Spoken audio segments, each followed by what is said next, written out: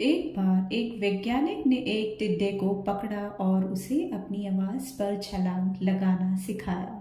वैज्ञानिक टिड्डे से कहता, कूदो टिड्डे, उसकी आवाज सुनते ही जोर से छलांग लगा देता।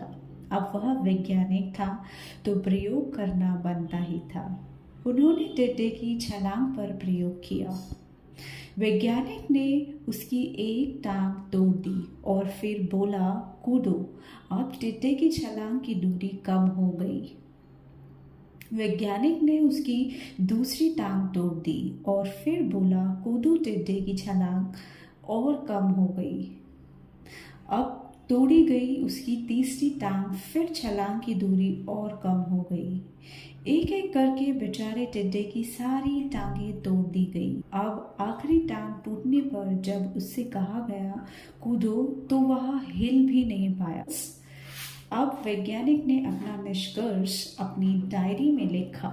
जानते हो उसने क्या लिखा?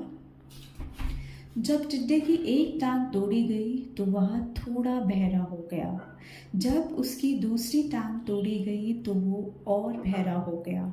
हर टांग टूटने के बाद वो और बहरा होता गया और सारी टांग टूटने के बाद वह बिल्कुल बहरा हो गया। अब जोर जोर से चिल्लाने का भी उस पर कोई असर नहीं हुआ। वो तो अपनी जगह से हिला तक नहीं, छलांग लगाना तो दूर की बात थी। इस कहानी को सुनकर सभी को ऐसा ही लग रहा है ना कि क्या मूर्ख वैज्ञानिक था। इतनी सीधी सी बात उसे समझ में नहीं आई।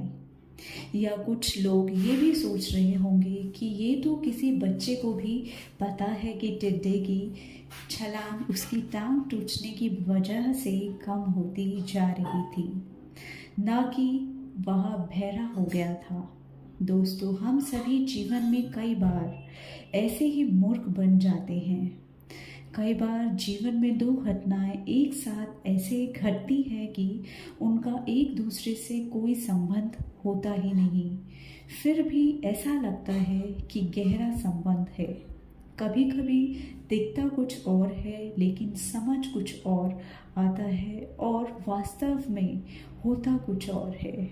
इसलिए अगर पछताना नहीं है तो जीवन में जल्दबाजी में कोई निर्णय ना लें।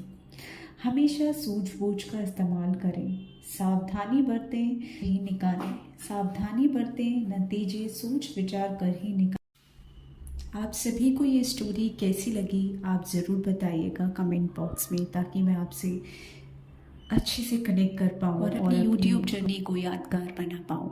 Thank you very much once again.